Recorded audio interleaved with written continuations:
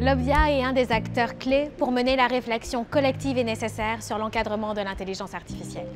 Nous accompagnons les citoyennes, les citoyens, la société civile, les acteurs publics et l'industrie pour mieux comprendre les enjeux et travailler collectivement au développement et à l'adoption d'une IA de confiance. Le nom Obvia est tiré du verbe obvier, qui signifie parer à un mal possible, lui faire obstacle, le prévenir. Notre mission ? Identifier les enjeux sociétaux de l'intelligence artificielle et du numérique et contribuer à des solutions qui placent les êtres vivants et la biosphère au cœur du développement et de l'utilisation de l'IA. Un rôle d'influence et d'éveil par des données probantes et par une recherche multidisciplinaire et multisectorielle. Une des valeurs ajoutées essentielles que l'Obvia apporte à l'industrie et aux entreprises, ce sont les valeurs que l'Observatoire promeut. Des valeurs d'éthique, des valeurs de transparence, des valeurs d'ouverture et des valeurs de démocratie. Nous sommes le point de rencontre, un lieu d'échange et de collaboration pour celles et ceux qui souhaitent maximiser les promesses de l'IA et en prévenir les risques.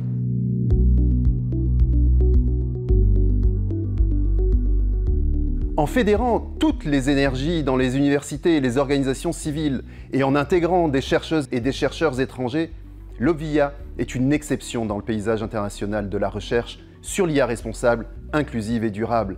L'Obvia joue un rôle crucial en habilitant les jeunes chercheurs à adopter une approche interdisciplinaire dans l'exploration de perspectives uniques sur le numérique et l'intelligence artificielle. L'Observatoire offre des travaux de recherche et des résultats de recherche qui permettent aux différents acteurs, que ce soit les entreprises, les développeurs, d'avoir un cadre avec des outils, des éléments de veille ou même des recommandations qui vont leur permettre une adoption de l'IA responsable dans un contexte actuel qui va très vite. À une époque où le numérique imprègne de plus en plus tous les aspects de notre quotidien, y compris le domaine de la recherche, il devient essentiel d'avoir une perspective éclairée et critique sur les différentes facettes et enjeux liés à cette technologie. Nous ne sommes ni en faveur ni contre le développement de l'intelligence artificielle. Nos recommandations reposent sur la science et uniquement sur la science. La société a besoin de ce regard objectif sur le développement de nouvelles technologies qui bouleversent le monde dans lequel nous vivons. Nous sommes là pour explorer, analyser et vulgariser les enjeux sociétaux relatifs à l'IA au bénéfice de la population.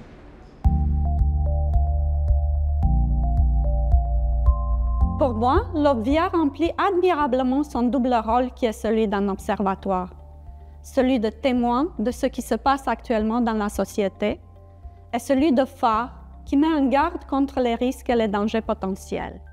En étant à la pointe des connaissances, il est possible d'identifier les répercussions majeures que l'IA peut engendrer et de réfléchir à des stratégies pour les amenuiser. L'Obvia va répondre aux besoins de la population en leur permettant d'agir, en leur permettant de mieux comprendre, en leur permettant de participer au débat de manière démocratique. C'est cette capacité à intégrer les perspectives humaines et sociétales dans le développement technologique qui fait de l'Obvia une entité si précieuse. Dans un contexte où tous les projecteurs sont pointés sur l'IA, l'Obvia contribue à ce que l'humain derrière rayonne. Par son expertise unique en informatique et en sciences sociales et humaines sur l'IA, le Québec est reconnu par de nombreux pays et de nombreuses organisations internationales comme un exemple qui a ouvert la voie à une IA équitable, responsable et durable. Notre voix sur l'IA responsable et inclusive compte dans le monde. Nous ne pouvons pas arrêter le progrès, mais nous pouvons le maîtriser. Quand l'intelligence artificielle se glisse dans notre quotidien, parfois malgré nous, nous avons le pouvoir d'en tirer profit. Face à l'intelligence artificielle, l'intelligence humaine n'a pas dit son dernier mot.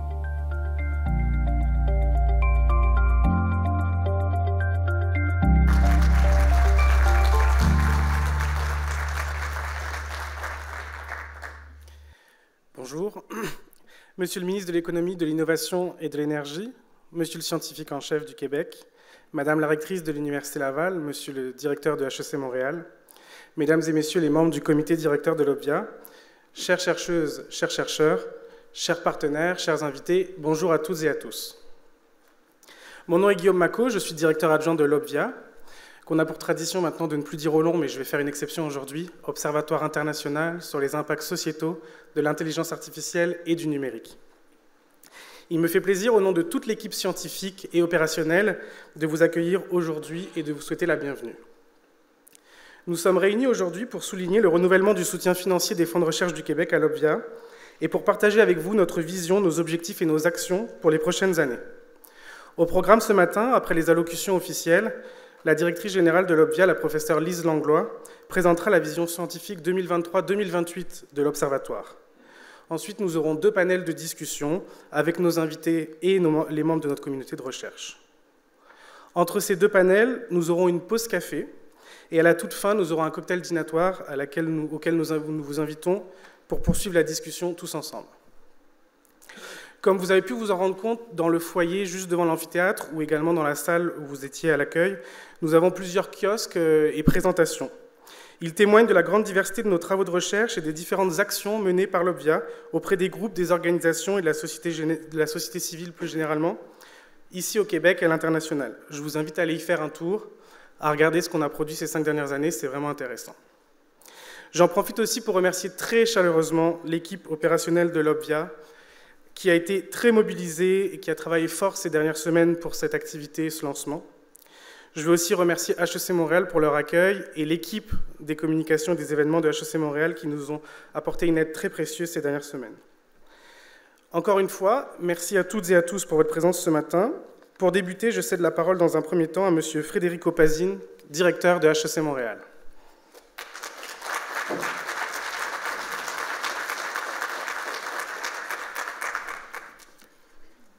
Bonjour tout le monde. Écoutez, c'est avec grand plaisir que je vous souhaite la bienvenue à HEC Montréal.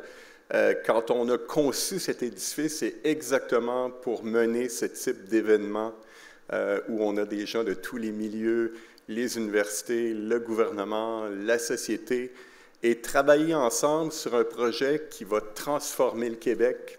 C'est exactement ça qu'on souhaitait, être là au milieu de tout ça. Écoutez, je tiens d'abord à exprimer ma gratitude au Fonds de recherche du Québec, FRQ, pour le renouvellement de ce financement important.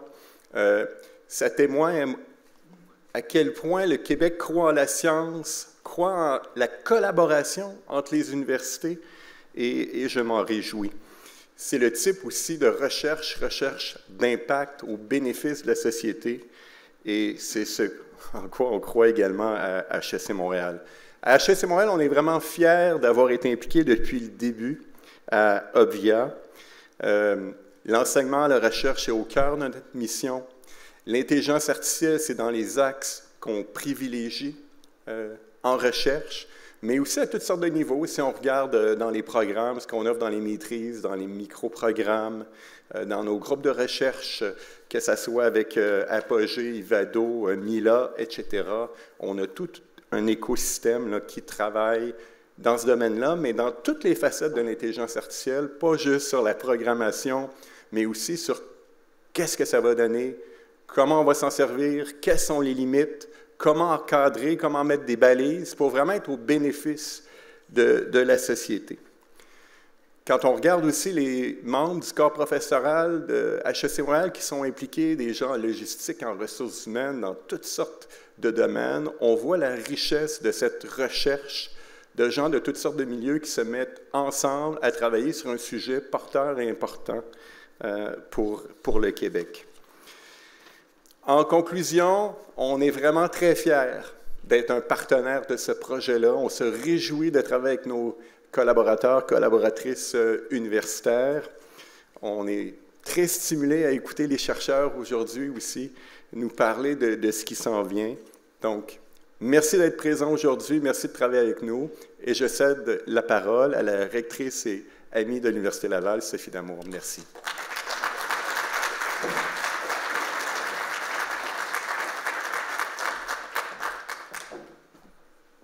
Merci, Federico. Monsieur le ministre, Rémi, scientifique en chef, mon ami Federico, Eugénie, avec nous, vice-rectrice à la recherche, à la création et l'innovation à l'Université Laval, Caroline, qui était là aussi, directrice de la recherche à HEC Montréal, l'innovateur en chef qui est avec nous, Hélène, Lise, directrice générale de l'OBVIA et toute l'équipe de l'OBVIA. Je sais que vous êtes nombreux ici. C'est quand même votre journée hein, aujourd'hui, puis on est content de faire partie de cette journée et de ces très, très belles annonces. Écoutez, je n'ai pas besoin, surtout pas à ce public initié, d'expliquer comment l'intelligence artificielle bouleverse nos vies de façon à la fois positive, de façon challengeante, hein, dans le sens qu'à plusieurs égards, on sort de nos zones de confiance, de confort, et on a besoin de réfléchir aux défis et aux opportunités que pose l'IA, et c'est vraiment l'objectif de l'OVIA. Le faire de façon réfléchie, le faire de façon responsable et accompagner cette grande société dans toutes ses sphères d'activité, à trouver le chemin pour rendre possible ces bénéfices, tout en respectant et en misant sur le vivre ensemble, la qualité, la protection, la sécurité et, bien entendu, le bien-être des gens. Alors, chapeau, on a eu le privilège plutôt d'avoir un échange avec la direction de l'OVIA et franchement, en 5 ans, le chemin parcouru est remarquable. C'est remarquable et on peut se poser la question, l'ingrédient magique, on le synthétise comment, c'est quoi là, la recette pour que nos initiatives scientifiques rejoignent autant de chercheurs dans autant d'universités et de collèges et que cette mobilisation, cette envie d'apporter des réponses à des besoins criants, évidents, pertinents, eh bien, c'est de travailler ensemble. Et c'est une grande, grande fierté. Pour nous, à l'Université Laval, qui sommes l'institution, qui est l'institution hôte, d'être, je dirais, un acteur important dans un écosystème où plus de 18 institutions universitaires, collèges, travaillent ensemble. Et cette force interdisciplinaire, intersectorielle, elle est unique au monde. Elle est juste unique au monde. Alors, on a de quoi être très, très fiers. Au Québec, on est précurseur de cette démarche, de cette pensée.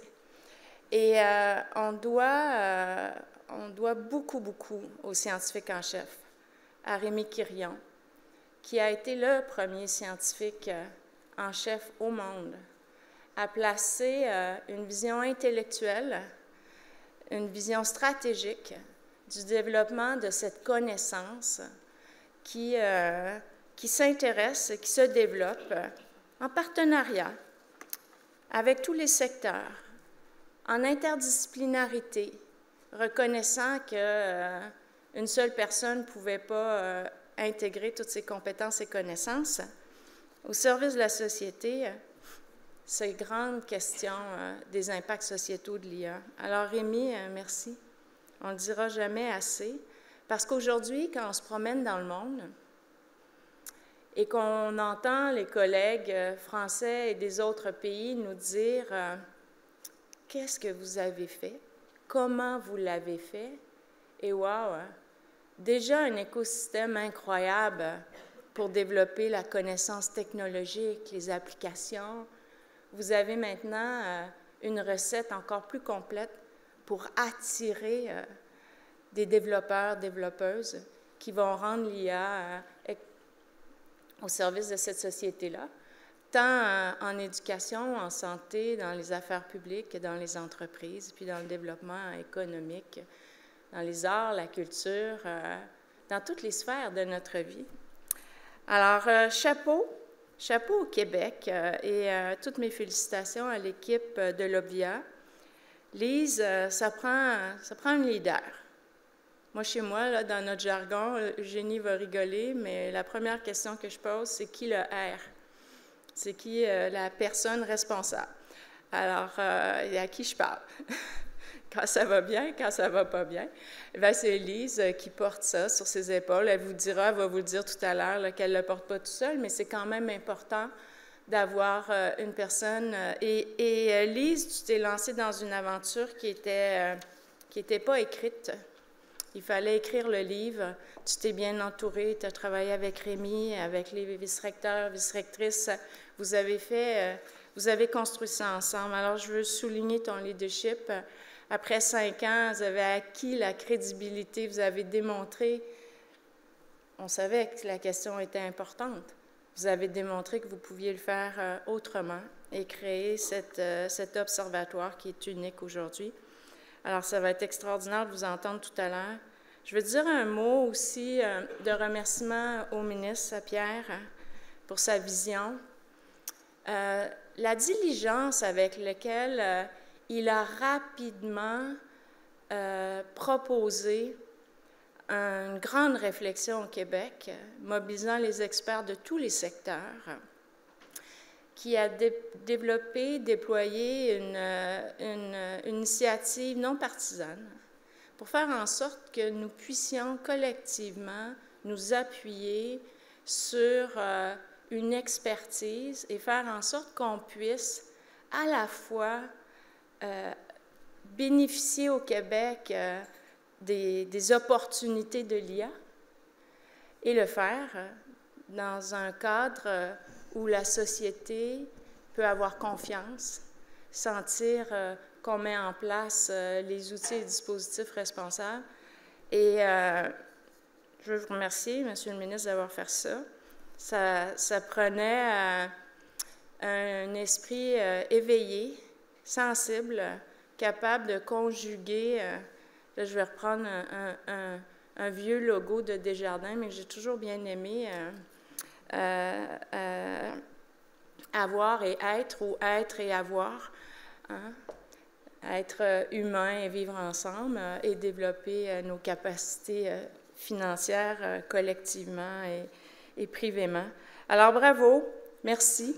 Merci pour la suite aussi. Et encore une fois, Rémi, d'avoir trouvé la force de mobiliser avec ton équipe les acteurs, à la fois scientifiques, mais aussi les moyens. L'annonce d'aujourd'hui, elle est remarquable. C'est un engagement qui est exceptionnel. Alors, il faut le dire. Et puis, je pense que les chercheurs et les étudiants, la génération montante va grandement profiter de tout ça. Alors, je complète en disant, évidemment, l'IA changera nos vies et tous les aspects de nos vies. Je sais que je n'ai pas le temps, mais je vous raconte une anecdote. Elle est vraiment tripante. Hier, on a reçu les règles budgétaires, modification des règles budgétaires universitaires, et mon adjointe, avec l'adjointe du vice-recteur à l'administration et finances, se sont dit qu'il faudrait les aider parce qu'on n'a pas marqué les changements entre les deux versions. Alors, elles ont dit, on va utiliser l'intelligence artificielle. Ils ont mis les 2 documents publics, ils ont demandé quels sont les changements et comment l'Université Laval pourrait tirer profit de ces changements. Bien, vous savez quoi? Il était pas mal, l'algorithme. J'étais pas mal fière de nos 2 adjoints qui, franchement, dans leur vie, l'intelligence artificielle n'est pas présente dans leur travail, mais qui ont eu l'intuition, puis se sont dit, pourquoi pas, ça ne va pas me manger d'essayer, ça ne va pas être grave.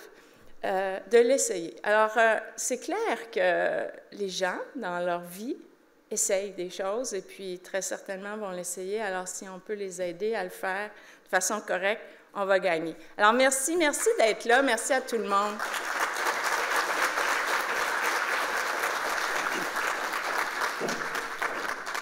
Merci, Madame la rectrice. Merci, Monsieur Pazine. Je vous invite maintenant à accueillir sur scène Monsieur Rémi Quirion, scientifique en chef du Québec.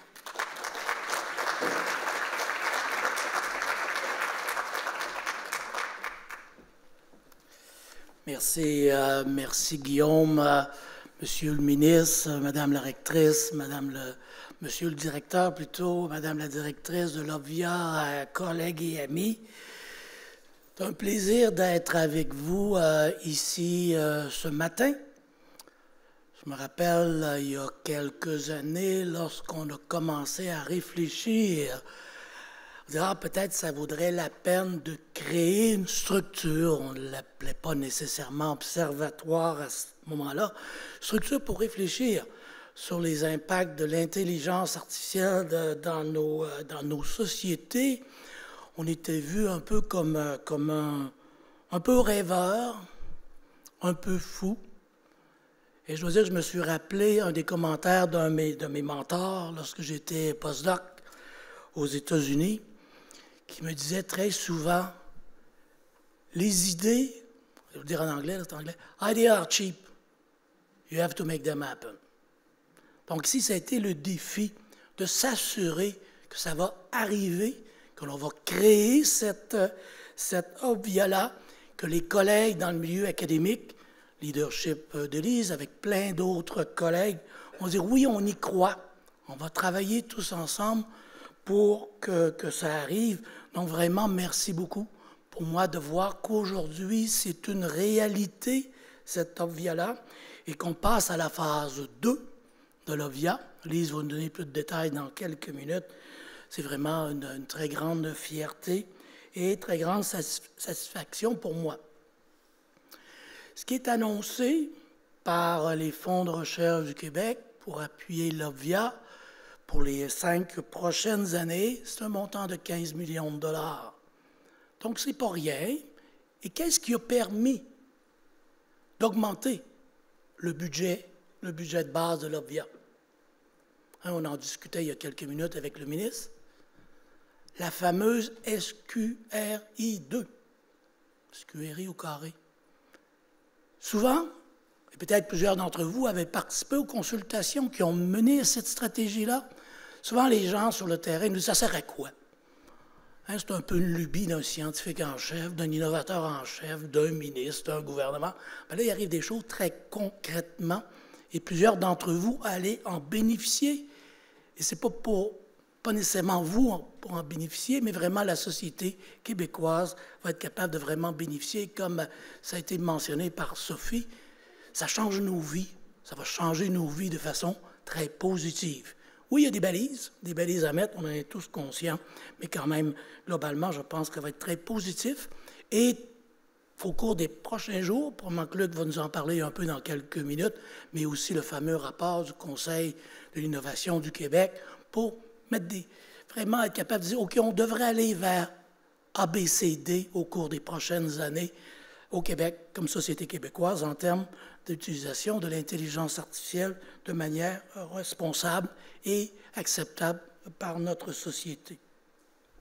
Donc, beaucoup de progrès depuis les 5 dernières années, depuis les premières activités organisées par les fonds de recherche du Québec, avec l'Université de Montréal, avec plusieurs autres partenaires, pour se dire qu'est-ce qu'on doit faire du côté de l'intelligence artificielle, ce qui est unique, assez unique dans le monde, et c'est quelque chose qu'on ne doit pas perdre, c'est la participation citoyenne. Donc, dès le début, avec la déclaration de Montréal, il y a des collègues qui ont été très impliqués, qui sont dans la salle ici et qui vont nous parler dans quelques minutes, vraiment d'impliquer le citoyen pour démystifier, je dirais, un peu l'intelligence artificielle, tous les volets. C'est un secteur qui se développe très rapidement. Donc, s'assurer que tout le monde, dans notre société, je vais exagérer un peu, mais je dirais du fœtus jusqu'au RPA, soit informé, est capable d'utiliser, de comprendre les approches de l'intelligence artificielle, et ce qui peut être très utile en éducation, en santé, dans le commerce, pour nos industries. Donc, je pense très important d'avoir tout ça. L'OVIA s'est développé assez rapidement. Merci à Lise et merci à toute l'équipe. Je n'ai pas osé, j'ai pensé hier soir, en réfléchissant un peu, c'était pour vous dire, je vais peut-être faire un chat, GPT, voir ce que chat pense de l'OVIA. Je n'ai pas osé. Peut-être ça vaut la peine de l'essayer, là, mais je n'ai pas osé faire ça. Mais je pense qu'il y a eu énormément d'activités ici, au Québec, sur le terrain, différents secteurs, les liens avec le gouvernement du Québec, les liens avec l'industrie au Québec, mais aussi à l'international. Je dois dire que j'avais été assez impressionné après le lancement officiel de l'OBVIA, quelques mois plus tard, ce premier observatoire dans le monde, dans le secteur des aspects sociaux et éthiques de l'intelligence artificielle, que l'OBVIA signait une entente avec l'OCDE. C'était pas rien, ça. Hein? Et Sophie était là, on avait signé ça dans le cadre du dernier G7 qui a eu lieu au Canada. Donc vraiment, OCDE, l'UNESCO et plusieurs autres partenaires par la suite. Donc il y a un modèle québécois qui inclut la société civile. Il faut continuer en ce sens-là. La relève est très, très importante. C'est vraiment sur vous, on se fie sur vous pour le développement futur de l'intelligence artificielle ici au Québec, mais partout dans le monde. Et on va être là pour essayer de vous appuyer le plus possible. Donc, certainement, au Fonds de recherche du Québec, avec les collègues des Fonds de recherche du Québec qui sont dans la salle ici, là, ils vont certainement continuer à entendre parler de l'OBVIA, de l'intelligence artificielle et de l'importance de continuer à appuyer le secteur, parce que la compétition est féroce partout dans le monde. Mais si on travaille tous ensemble, on va y arriver et on va rester comme des grands leaders de l'intelligence artificielle et ses impacts sociétaux dans le monde. Merci beaucoup.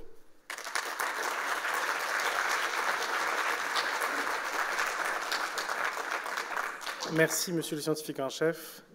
J'ai le plaisir maintenant d'accueillir Monsieur le ministre de l'Économie, de l'Innovation et de l'Énergie, Monsieur Pierre Fitzgibbon.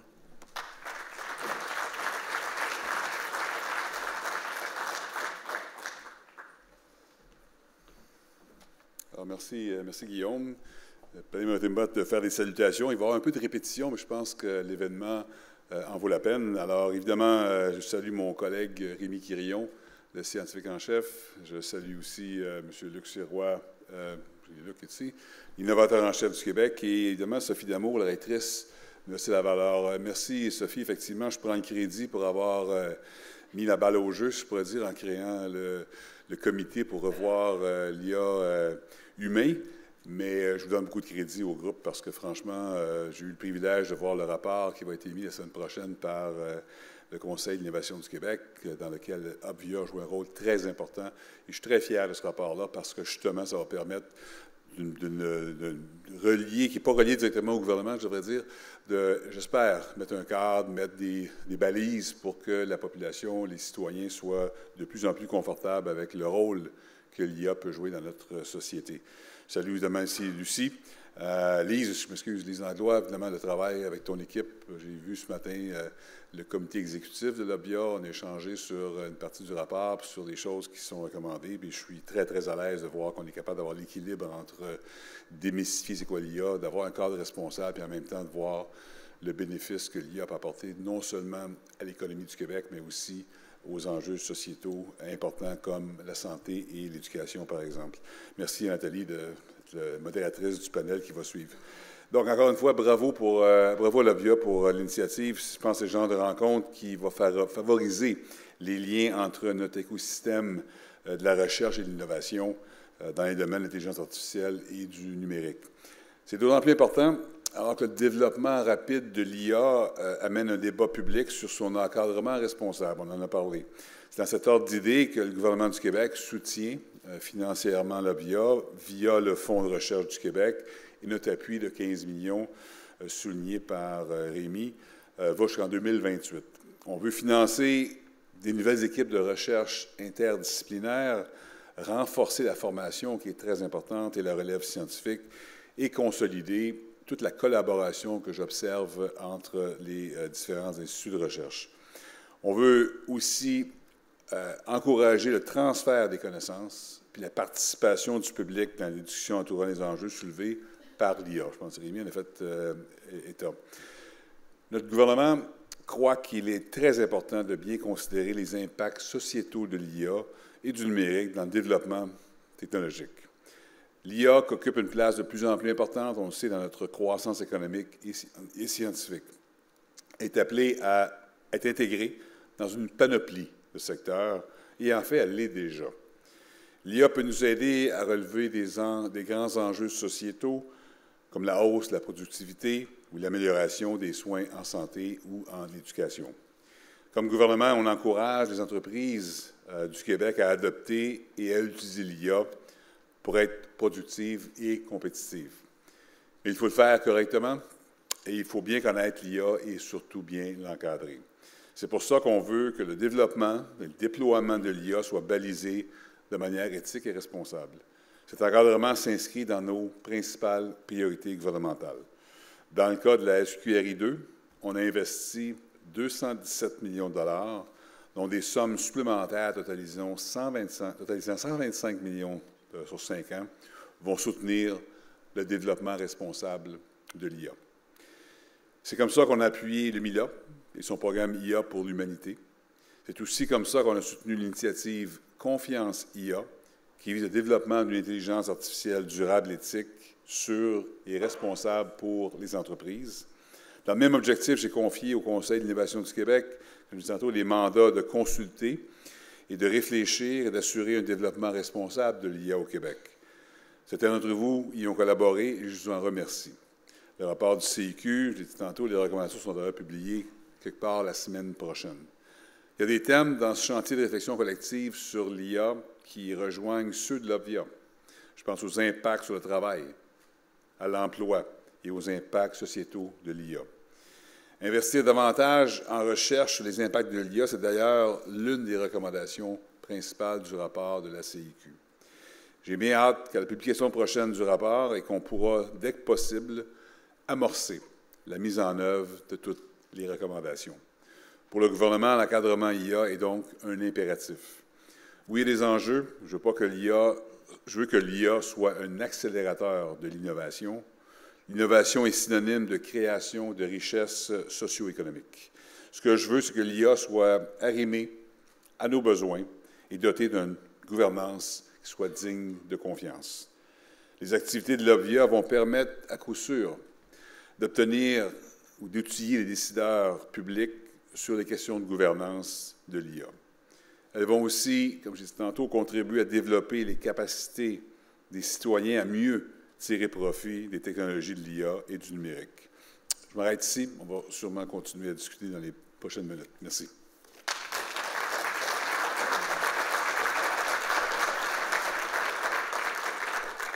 Merci, Monsieur le Ministre. Maintenant, sans plus tarder, je laisse la parole à la professeure Lise Anglois, directrice générale de l'OVIA.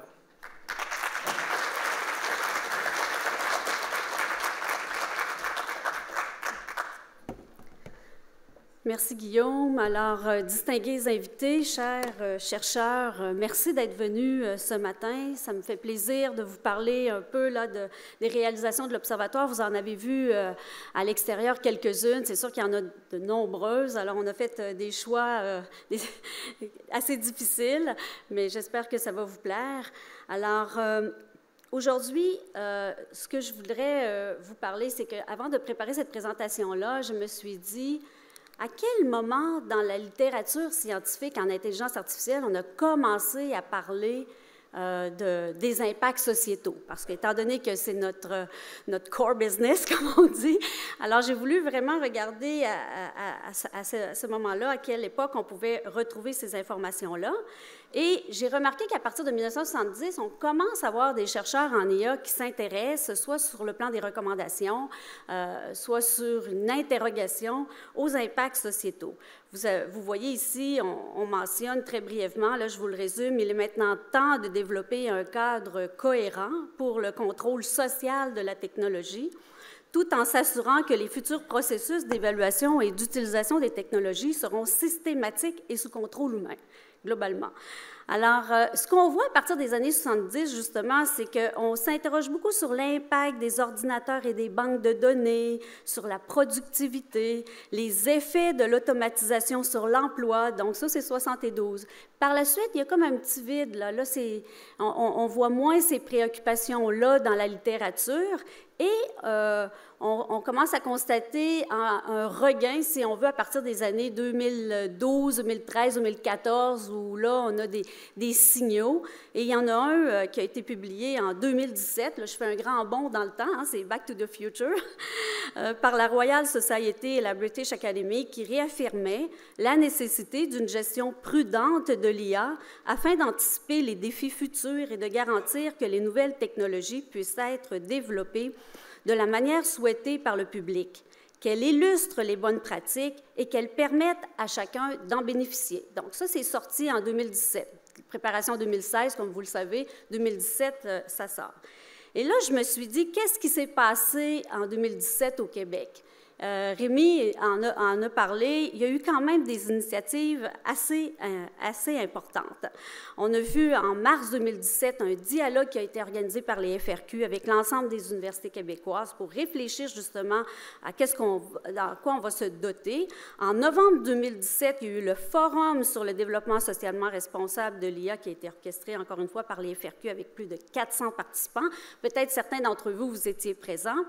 Dans la même année, toute une réflexion éthique sur les enjeux de l'IA est organisée par le biais de délibérations citoyennes, plus de 500 participants, et cela a donné lieu en novembre 2018 au dévoilement de la Déclaration de Montréal, qui a été testée dans plusieurs pays en passant et qui continue à être testée. Et on voit dans la littérature que la Déclaration de Montréal, elle est citée comme étant un modèle de démocratie et d'approche pour encadrer l'intelligence artificielle.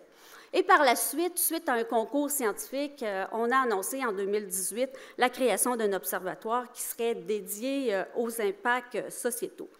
Donc, moi, je suis très fière de voir ces démarches-là au Québec. Ça a été souligné par Sophie, par Rémi, de voir la mobilisation sans précédent de la communauté scientifique et des universités québécoises à travailler sur ce projet-là d'observatoire visant à analyser les impacts sociétaux. Donc, on est vraiment passé de la consultation à l'action, d'un leadership qu'on qualifie vraiment de québécois. La démarche visant à mettre en place l'OVIA s'est avérée une initiative judicieuse, puisqu'aujourd'hui, l'encadrement de l'IA est devenu une préoccupation pour les politiques publiques partout dans le monde. Et grâce à cette initiative, il a été possible de fédérer la recherche québécoise au service de la société. La programmation scientifique de l'OVIA a été de recueillir des données solides. C'est la première chose sur laquelle on s'est attaqué en matière d'impacts sociétaux, en privilégiant l'approche scientifique interdisciplinaire et intersectorielle qui est nécessaire aux décideurs politiques, à l'industrie, à la société civile, afin de prendre des décisions qui tiennent compte de la recherche. La recherche produite par nos chercheurs qui s'inscrit autant dans l'identification des enjeux que dans les solutions. Donc, les travaux de la communauté OVIA ont permis de mettre de l'avant une voie indépendante. Et ça, c'est assez unique quand on regarde les autres structures qui commencent à prendre forme. On est vraiment une voie indépendante au service de l'intérêt public et du bien commun. Puis ça, je trouve que c'est un cadeau. C'est vraiment un cadeau, puis il ne faut pas le prendre à la légère. Il faut vraiment le protéger et de l'exploiter au maximum. De par sa structure, l'OVIA participe aussi à construire un modèle de développement technologique responsable en mettant de l'avant les préoccupations de la population et leur niveau d'acceptabilité sociale à l'égard des systèmes d'intelligence artificielle qui sont mis en place. Le financement public est la grande caractéristique de l'Observatoire. Elle garantit, comme je le disais, une recherche indépendante et protège la crédibilité scientifique. Vous le savez, ici, il y a beaucoup de chercheurs ce matin. Ce n'est pas toujours évident quand on reçoit des financements d'un peu partout. On a des commandes, on a de la pression. Il faut savoir qu'à l'Observatoire, on protège cette crédibilité scientifique par ce financement public. L'OVIA a permis de mettre à l'avant-scène la recherche scientifique sur les impacts sociétaux, quand à l'époque, on se demandait c'était quoi les impacts sociétaux. Déjà, de rassembler les gens puis de réfléchir à délimiter cet objet de recherche-là a été assez important. Et de stimuler aussi de nouveaux travaux tout en fédérant les forces vives autour de cet objet commun. Les réalisations produites à l'OVIA soutiennent la prise de décision basée sur la science, qui contribue à des politiques publiques robustes et à une planification responsable tout en proposant des solutions éclairées par des délibérations publiques. On n'est pas là juste à dire, voilà, on fait de la recherche et ça se termine. On veut participer aux recherches de solutions avec les gens, avec la société civile.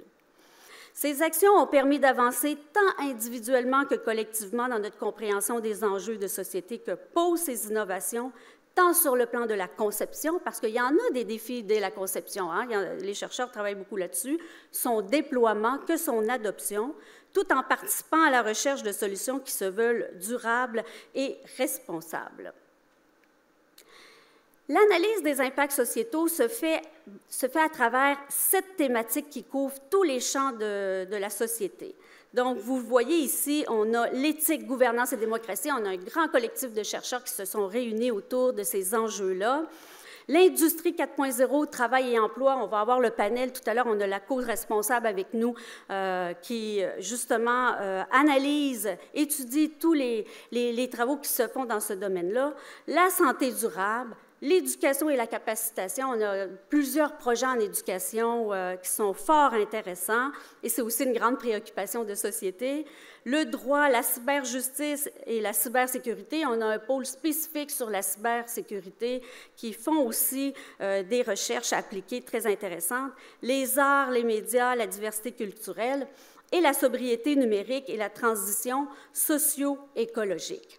Donc, on voit que ces 5 thématiques sont traversées par des priorités scientifiques qui sont, par exemple, de chercher à contribuer à l'atténuation des risques et d'éviter les biais le plus possible, améliorer l'accès aux données, contrôler les systèmes, apprendre à mieux contrôler les systèmes d'intelligence artificielle, soutenir l'appropriation responsable et promouvoir un dialogue constructif et démocratique. Je vous dirais, c'est la marque de commerce de l'Observatoire. L'OVIA aussi a été capable de mailler les expertises et de venir en soutien aux acteurs publics. Vous avez un aperçu comment les chercheurs ont été mobilisés pour aider différents ministères. On a participé à la stratégie d'introduction de l'IA dans l'administration publique. On a fait cet accompagnement-là depuis 2019, puis ensuite on accompagne le MCN. Plusieurs ministères et organismes ont pu bénéficier de l'expertise de nos chercheurs dans le cadre de mandats. Les chercheurs sont impliqués dans les comités du gouvernement. Il y a souvent des groupes d'experts, des groupes de consultation. On a plusieurs chercheurs de l'Observatoire qui sont présents. On a participé aux travaux du Forum IA et par la suite à la grande consultation du Conseil d'innovation du Québec, soit par la codirection de DAX ou par des consultations plus générales. Et grâce à cet écosystème, les conditions étaient mises en place pour faire appel aux expertises dans un laps de temps rapide. La consultation a démarré et Luc est là, a démarré assez rapidement. Il a fallu mobiliser les gens. On était possible d'apporter des réponses. Aussi, une réponse dont on est très fier, c'est lors de la crise telle que la pandémie qu'on a vécue. L'OVIA a une force de frappe assez importante pour éclairer les décideurs publics en s'inscrivant dans le courant de réponse Rapid Response Science, qui a mobilisé une expertise de la communauté de recherche à produire des rapports et des avis en un temps record, tout en outillant la société. Il y a eu autant de productions scientifiques, on a regardé tout ce qui se faisait à travers le monde, les bonnes pratiques à l'égard des outils d'intelligence artificielle, tout en mettant la société en capacité.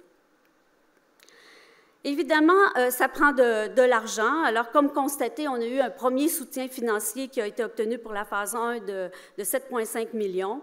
Donc, on est allé chercher quand même 1,5 million qui a été obtenu pour accompagner les organisations dans leur transformation numérique, afin de les soutenir dans l'intégration de la prise en compte des impacts sociétaux et des correctifs à apporter. La recherche produite a soutenu les efforts de la transformation numérique de plusieurs organisations et groupes par de la sensibilisation, de la formation, le soutien dans l'atténuation des risques ou par des propositions de pratiques exemplaires. Et de plus, on a vu d'autres initiatives qui ont été mises en place dans le pôle en cybersécurité, le comité COVID, qui ont permis en tout, quand on regarde, on a consacré quand même 7 millions à la recherche sur les impacts sociétaux. C'est quand même un élément assez fort. Autre réalisation concerne le travail de nos chercheurs à l'international. On s'inscrit justement dans cet écosystème international. La recherche qui a été produite par nos chercheurs, on essaie de la diffuser, de sensibiliser les différents groupes. L'Observatoire même, de par sa structure, a inspiré d'autres pays à mettre en place un observatoire ou un institut sous le modèle de l'OVIA. On a vu dans la stratégie d'intelligence artificielle en Allemagne une mention très claire au niveau politique. Nous voulons créer un observatoire comme au Québec. En France, on a créé un observatoire sur la Côte d'Azur avec qui on a été en partenariat. Et en Afrique, il y a eu 2 observatoires qui ont été créés, très spécifiques, dans lesquels on les avait rencontrés pour qu'ils voulaient entendre parler du modèle de l'observatoire, puis comment on faisait pour travailler avec les chercheurs pour qu'ils puissent s'en inspirer et le diffuser par la suite dans leur propre pays. Au Partenariat mondial d'intelligence artificielle, on a un chercheur qui commence son implication, Thierry Varin, puis je vous le nomme parce que c'est un chercheur des HEC, nous sommes à HEC, donc on l'en remercie pour cette participation-là. C'est les pays qui choisissent les chercheurs, c'est pas l'OBVIA, donc c'est quand même une belle reconnaissance. Et on est quand même présent dans plusieurs groupes d'experts. Juste pour vous donner un exemple, au mois d'août, les Nations unies ont mis en place un petit comité d'experts pour réfléchir à l'architecture de gouvernance de l'intelligence artificielle. Donc, on a participé aux discussions, on a alimenté les rapports qui ont été produits puis ensuite envoyés aux Nations unies. Donc, ce qu'on voit ici, c'est que l'avance prise par le Québec lui permet aujourd'hui d'assumer une position de leadership à l'international et d'inspirer d'autres pays à suivre cet exemple, soit d'investir en recherche sur les impacts sociétaux de l'IA et à se doter de dispositifs qui s'y consacrent, idéalement de manière indépendante. Depuis l'an dernier, quand on a appris qu'on avait reçu la 2e subvention pour nous projeter dans cette 2e phase-là, eh bien, on a remarqué que justement, on était dans un contexte, puis vous l'avez vécu, des IA génératives. Hein? Alors, on a vu arriver justement ces nouvelles intelligences artificielles et pour nous, il était très important d'inspirer la confiance autour de ces nouveaux modèles-là et de continuer notre travail en analysant un peu plus qu'est-ce que c'était ces IA génératives-là.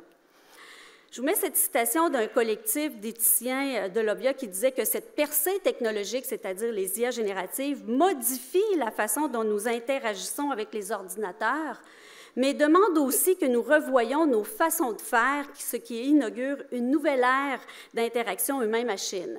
Tout à l'heure, la rectrice nous a donné un exemple déjà très concret en milieu de travail de cadre qui dit « bon, bien, je vais mettre ça peut-être dans ChatGPT, je vais voir la réponse ». Donc, on a pu constater que cette utilisation-là commence à se généraliser. Mais ce qui est très intéressant, c'est de voir tout dernièrement, puis je pense que justement, le ministre a participé au Forum économique mondial qui a été tenu à Davos. Une des grandes préoccupations qui est sortie à ce moment-là, c'est que les experts étaient très préoccupés par les fausses nouvelles et les réseaux sociaux qui sont poussés par les progrès de l'intelligence artificielle. Donc, encore un autre gros défi qui se pointe pour nous et qui est vraiment très intéressant. Surtout quand on sait que l'année 2024 sera remplie de scrutins électoraux dans le monde entier, dont 77 pays au total seront concernés et plus de 3 milliards de personnes seront appelées à se rendre aux urnes cette année. Il y a un travail très important à faire en éducation et de sensibilisation auprès des populations pour amorcer justement les risques que cela peut soulever. Avec l'IA générative, on a vu cette démocratisation s'installer, une IA qui s'installe dans les usages, poussant ici la réflexion encore plus loin sur les impacts, sur le travail, l'éducation et la santé. Alors, c'est important de dire, oui, je vais mettre ça dans ChatGPT, mais qu'est-ce qui ressort? On le sait, on commence à le voir, tous les biais qui ont été constatés par l'utilisation de ChatGPT. Mais quand même, il faut être conscient que le réalisme des résultats obtenus par les IA génératives impressionne de plus en plus depuis quelques mois. Mais comme nous dit un chercheur du CNRS avec qui on travaille, il dit aussi que c'est un problème majeur que posent ces techniques. À partir du moment où les textes, les images, les vidéos peuvent être confondus avec la réalité, l'intelligence artificielle générative pose d'importantes questions pratiques et éthiques. Elle peut être une source majeure de désinformation. Donc, la révolution technologique est là, elle va transformer nos vies, nos relations, nonobstant les stratégies d'investissement à venir et les actions qui seront prises en matière d'IA, va se pointer de nouveaux impacts qui transformeront nos rapports sociaux et notre rapport aux faits et plus globalement à la vérité. Donc, c'est quand même un enjeu majeur. Nous avons plus besoin que jamais de politique publique exemplaire qui va inspirer la confiance et en se fondant sur la science, les décideurs peuvent s'engager dans un processus de planification éclairé, conduisant à des politiques publiques robustes et soutenant une innovation raisonnée sur une innovation qui prend en considération les enjeux que soulève l'analyse des impacts sociétaux. Notre ambition à l'Observatoire, c'est vraiment de soutenir cette prise de décision et de contribuer à consolider le leadership québécois pour un encadrement et un déploiement de confiance de l'intelligence artificielle. On tombe dans la deuxième phase de l'OVIA, c'est-à-dire toutes ces prochaines années qui, j'ose l'espérer, vont être construites ensemble, et c'est très important. On veut se positionner encore plus au cœur de l'écosystème, en collaboration avec les parties prenantes. C'est la raison d'être d'un observatoire. Et avec ce positionnement, se doter collectivement d'objectifs stratégiques, qui sont de soutenir encore plus la recherche intersectorielle, parce que parfois, on le voit, il y a des entreprises qui ont cette conscientisation, cette sensibilisation aux impacts sociétaux, mais ils ne savent pas comment faire. Alors, c'est à nous, comme chercheurs, à les aider à mettre en place des pratiques et des outils. De favoriser un encadrement responsable, d'avoir des délibérations et des débats éclairés avec la société, c'est un aspect aussi très important pour nous. Contribuer aux compétences et à la littératie numérique, soutenir les stratégies de transfert et de mobilisation de connaissances. Alors, on a toute une équipe qui s'est installée pour travailler avec les chercheurs à rendre accessibles les résultats de leurs travaux et évidemment de consolider notre réseau à l'international qui partage notre mission. On en a parlé, on a eu un investissement important en recherche. Eh bien, cette nouvelle subvention vient soutenir des activités de notre communauté. On veut consacrer 4,5 millions en soutien à des projets de recherche innovants et interdisciplinaires, ainsi que des projets de démarrage. Donc, tous les projets de démarrage vont devenir aussi très importants.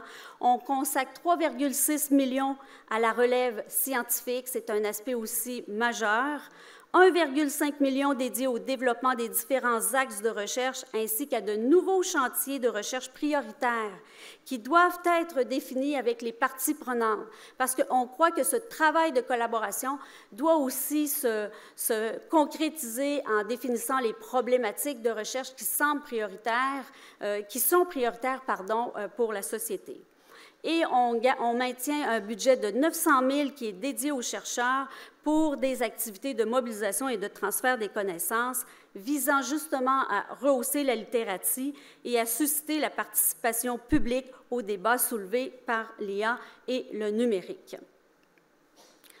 En terminant, on réfléchit de plus en plus, quand on pense à l'avenir, on essaie de se projeter en 2028 et moi je me disais en préparant la conférence, puis en retenant tout ce que les chercheurs nous avaient suggéré pour bâtir cette nouvelle programmation, je me disais, quelle IA voulons-nous d'ici 2028? Eh bien, je vais vous partager quelques souhaits qui, j'espère, les chercheurs qui sont présents, résument un peu les propos qu'on a tenus. Eh bien, ce qu'on veut, c'est une communauté où les développeurs, l'industrie, les organisations publiques intègrent dès la conception et tout au long du cycle de vie des systèmes la prise en compte des impacts sociétaux pour un développement responsable. On veut avoir des politiques publiques qui sont alignées avec les besoins de la société pour un modèle de société plus inclusif qui évite d'accentuer les écarts. Ça nous préoccupe grandement. On veut contribuer à augmenter la capacité des citoyens et citoyennes à ce qu'ils deviennent mieux informés et à devenir des acteurs de changement plutôt que d'être assujettis aux technologies. Et on veut faire rayonner le savoir et l'expertise de nos chercheurs à l'international. Donc, nous croyons que, quelle que soit la rapidité avec laquelle les nouvelles technologies évoluent, les personnes, la biosphère et la société doivent être au cœur de nos préoccupations. C'est un peu la mission qu'on s'est donnée pour les 5 prochaines années. Et nous croyons aussi que nous devons conserver un regard neutre, distancié face au développement rapide des technologies, afin de ne pas tomber dans le technosolutionnisme, ni glisser dans le technopouvoir, garantissant ainsi la crédibilité scientifique et l'établissement d'une société plus juste et responsable. C'est ce qu'on souhaite, on veut vraiment une approche humaine, et cette approche humaine-là, on veut la partager, on veut la construire avec toutes les parties prenantes. Alors, merci, j'espère que ce projet vous emballe aux chercheurs Obbia qui sont ici présents ce matin. Merci.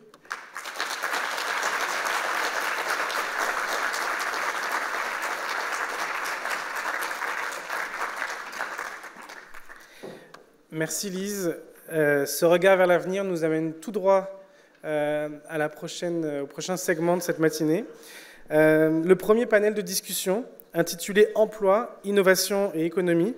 Pourquoi la prise en charge des impacts sociétaux est essentielle à une intégration réussie de l'IA ».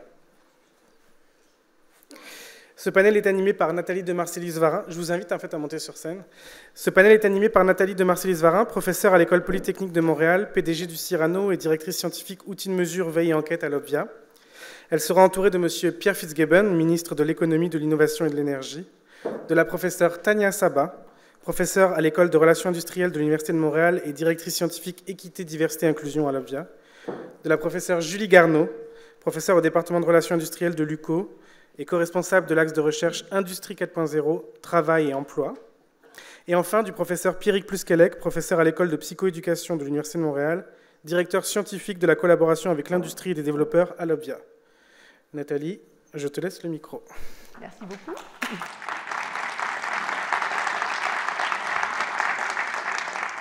Alors, merci beaucoup Guillaume, merci Lise pour la présentation très inspirante, merci pour ton leadership. Fédérateur, structurant, innovant. En fait, c'est ça qu'on veut dans la deuxième partie de l'Obbia. Ce qu'on a commencé, on veut pouvoir encore plus accélérer.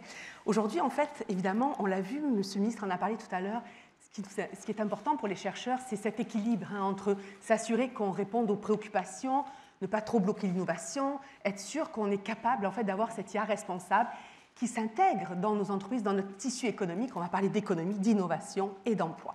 Alors en fait, on est là ici pour vous montrer ce qu'apporte l'Obbia.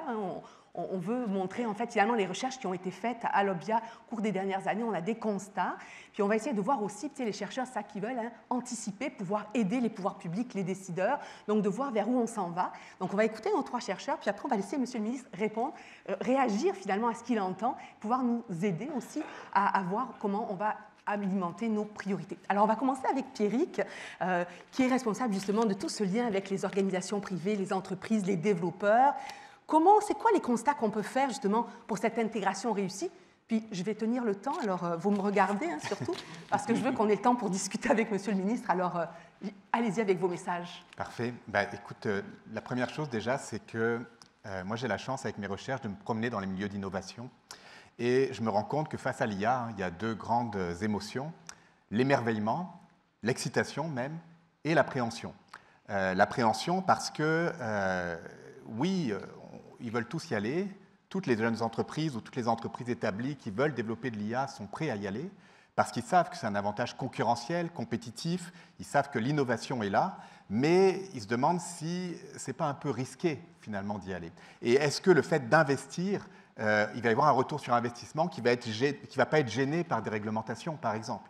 Alors, c'est ici que la question du loup dans la bergerie se pose, et c'est sans doute ici que l'Obbia peut jouer le rôle de berger qui va pouvoir finalement guider les entreprises dans cette recherche d'innovation et les guider avec tout ce qu'on a construit depuis ces dernières années.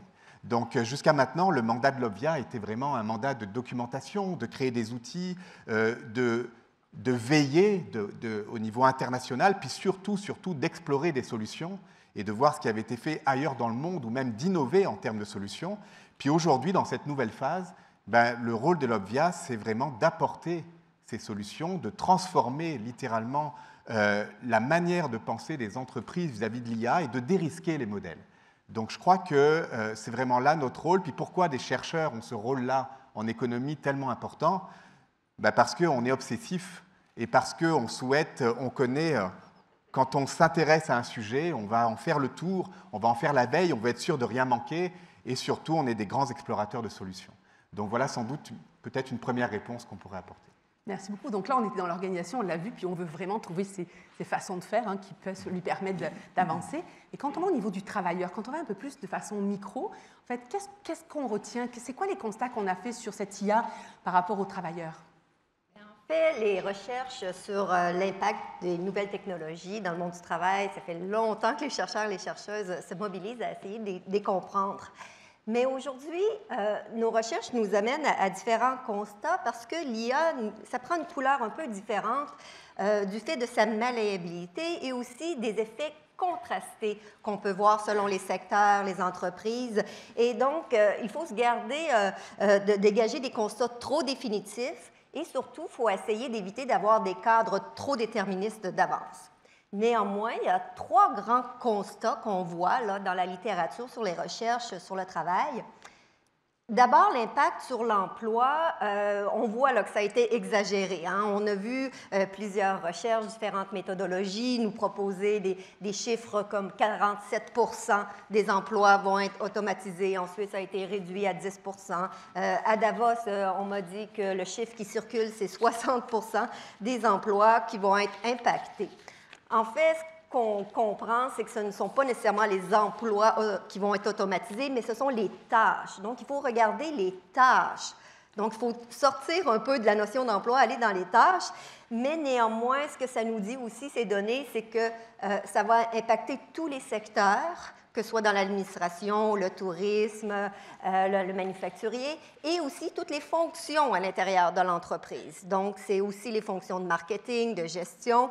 Et ce que ça nous dit aussi, c'est que ce n'est pas nécessairement une perte d'emploi qui va se passer, mais c'est une transformation profonde des métiers et des professions.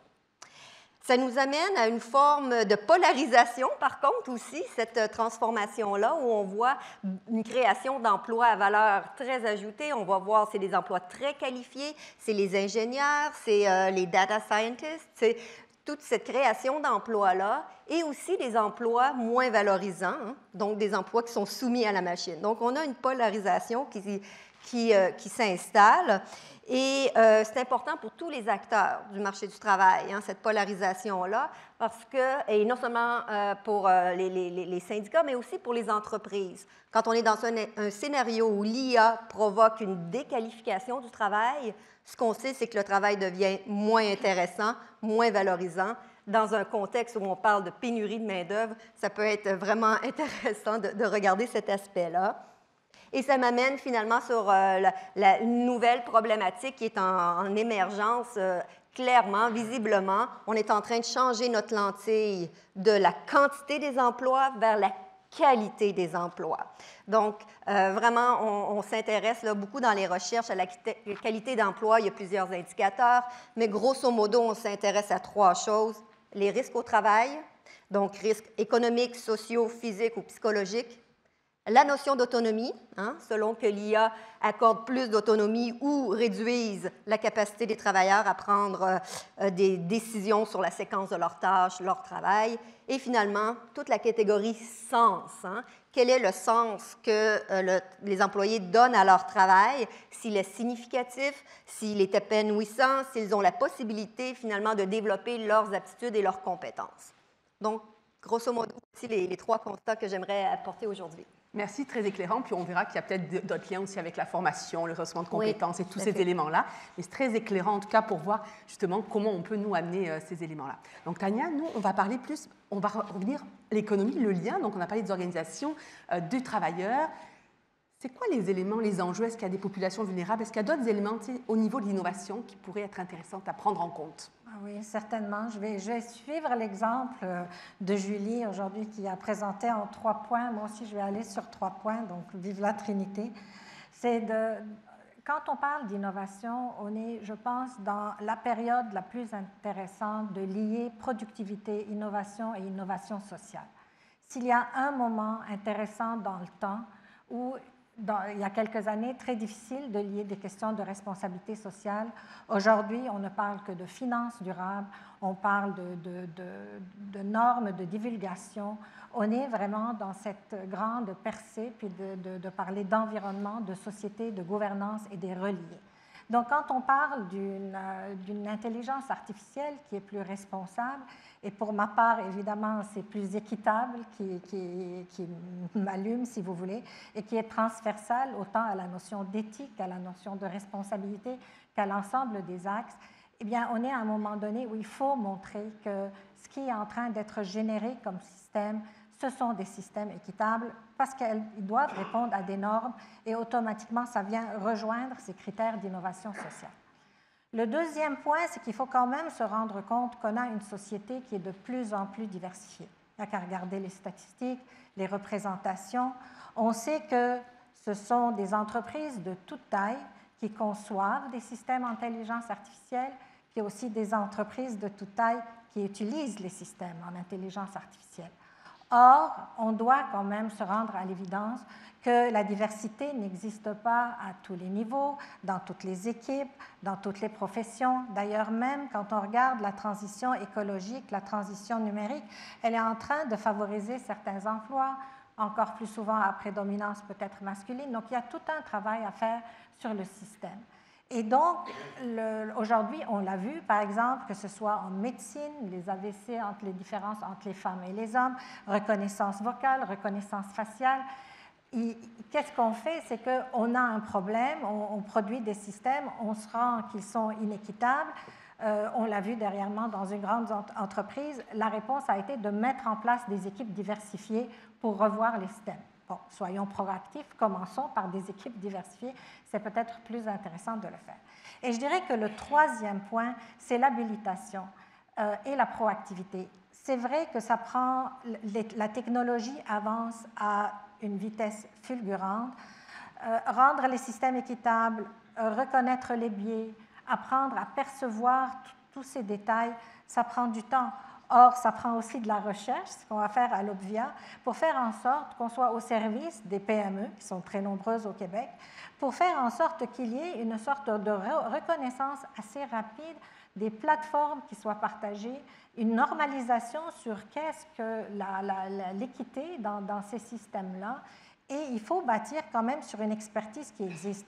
On a un tissu social, on a un système social au Québec dont on doit être fier, beaucoup de proactivité sur des questions d'équité. Je pense qu'il faut absolument les refléter aussi dans les systèmes en intelligence artificielle. Tania, donc Monsieur le ministre, vous voyez qu'il y a des éléments sur lesquels on a travaillé, il y a déjà des avenues de recherche. Les grands enjeux, on le voit, on veut une intégration responsable réussie, on veut.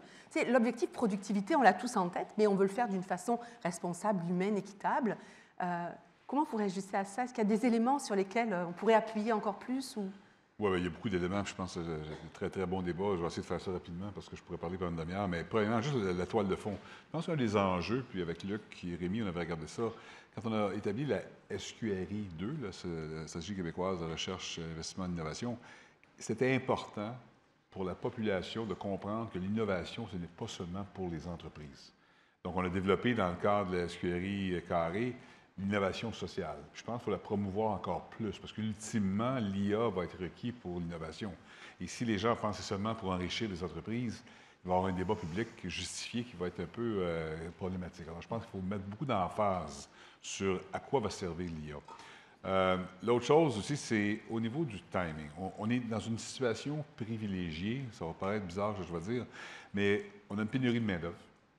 On a un problème important au Québec, il faut reconnaître de sous-productivité. Oui, on s'est amélioré, on considère au gouvernement qu'on a fait des bonnes choses, je pense qu'on en a fait, mais la marche est encore très élevée pour quand on veut se comparer à d'autres juridictions. Donc, on regarde ça, il n'y a pas un meilleur timing aujourd'hui pour revoir comment l'IA, surtout au niveau de l'emploi, va s'intégrer.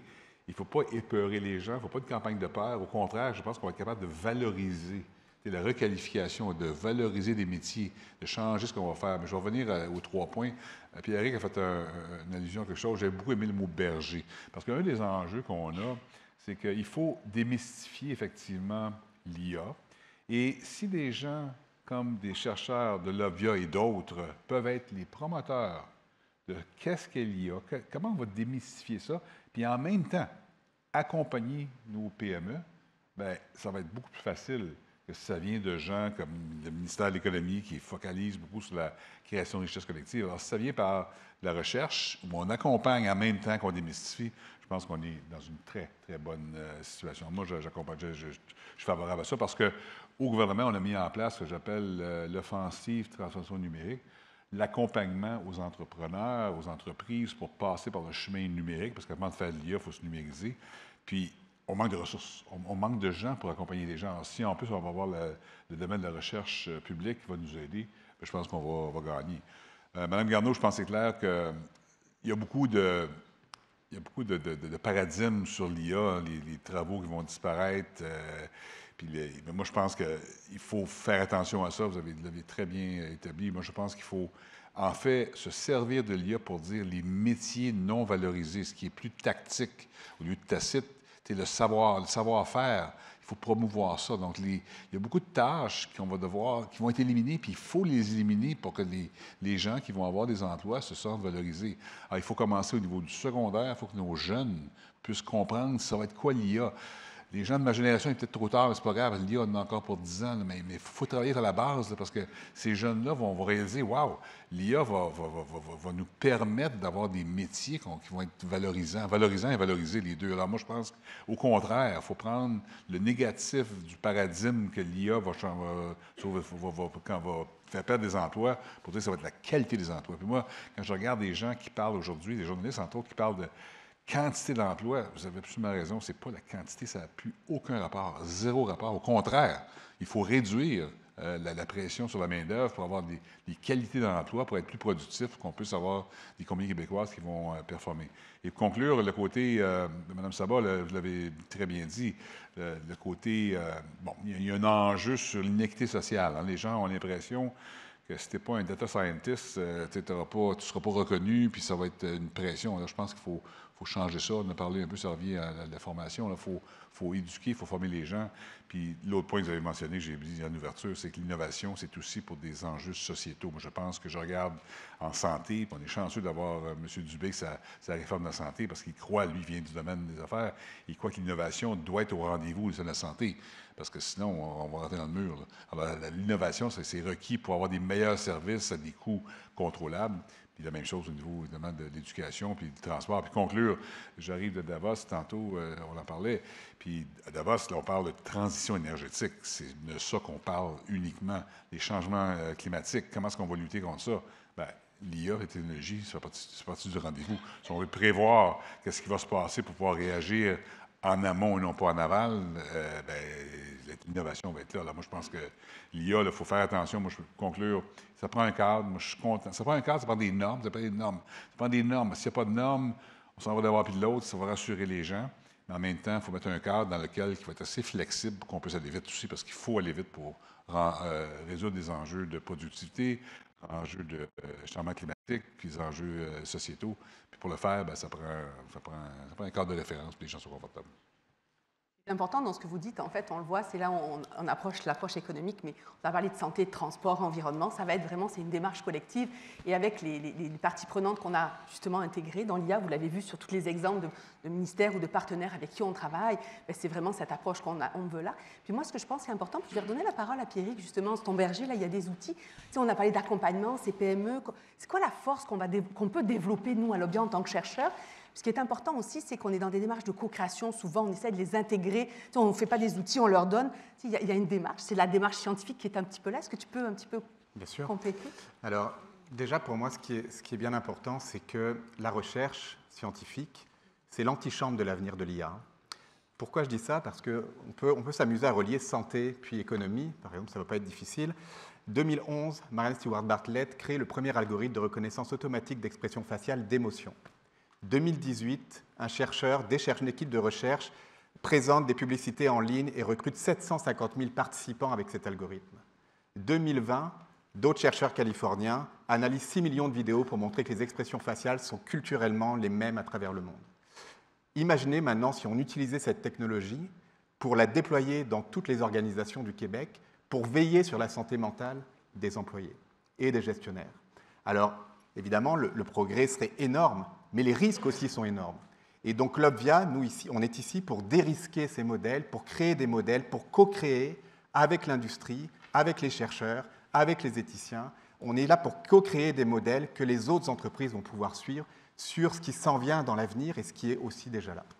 Donc, voilà. Et un élément important quand tu dis co-créer, c'est qu'on est au départ. C'est-à-dire que l'idée, ce n'est pas de vouloir. Puis je pense qu'on l'a fait, cette évolution-là. Puis on a tous parlé, en fait, qu'on est des précurseurs au Québec. Et moi, j'aime le rappeler tout le temps parce que c'est vrai qu'on était en train de revoir ces modèles qui apparaissaient, ces algorithmes. Et des gens ont parlé d'enjeux de responsabilité et d'éthique.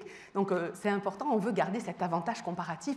On veut attirer des entreprises qui viendraient au Québec, non seulement pour la force de l'IA qui est développée, mais aussi pour cet encadrement, ou en tout cas cet accompagnement. Puis moi, je pense que c'est là où on peut jouer un rôle, parce que les travaux qu'on vient de faire avec le Conseil d'innovation l'ont montré, il y a des besoins, puis c'est ça, l'équilibre doit être respecté, mais les entreprises ne savent quand même pas comment faire.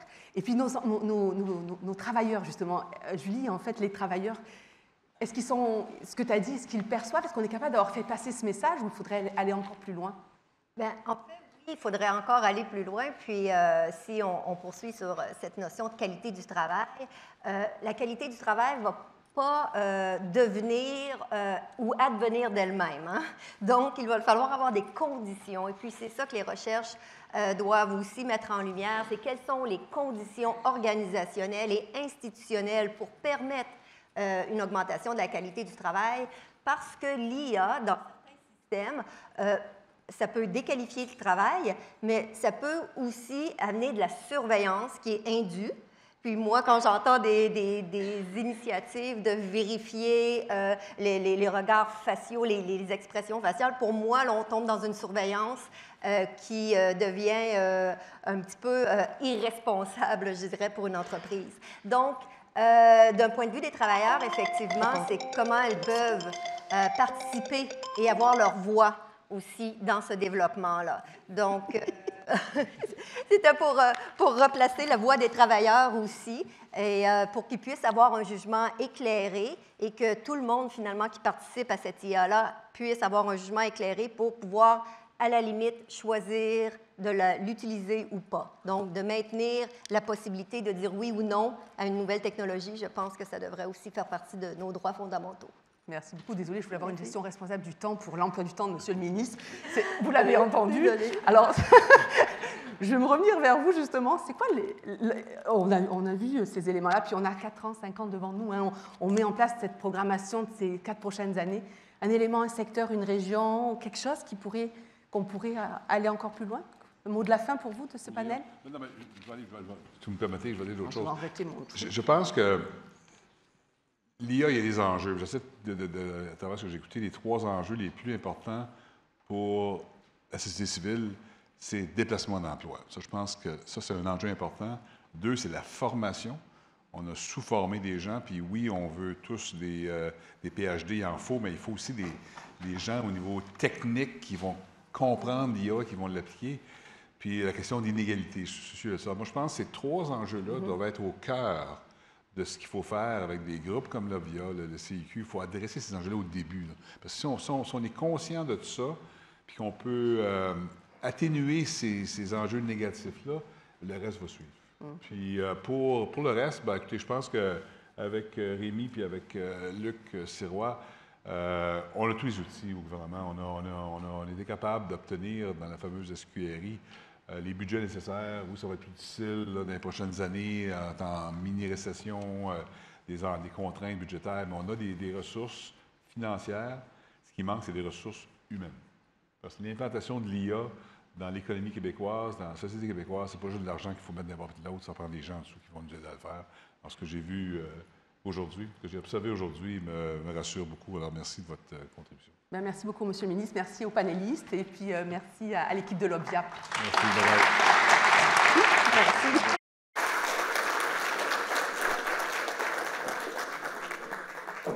Merci Nathalie, merci Monsieur le ministre, chers panélistes. Le temps est venu de prendre une petite pause, une vingtaine de minutes. Du café, du thé sont servis dans le foyer juste devant, mais également dans la grande salle où on a fait l'accueil. Donc je vous invite à vous répartir peut-être entre les 2 endroits parce qu'on est quand même nombreux. Puis je vous rappelle qu'il y a des kiosques et présentations, donc on vous invite à aller y faire un tour. Retour en salle autour de 11h20, s'il vous plaît. Merci.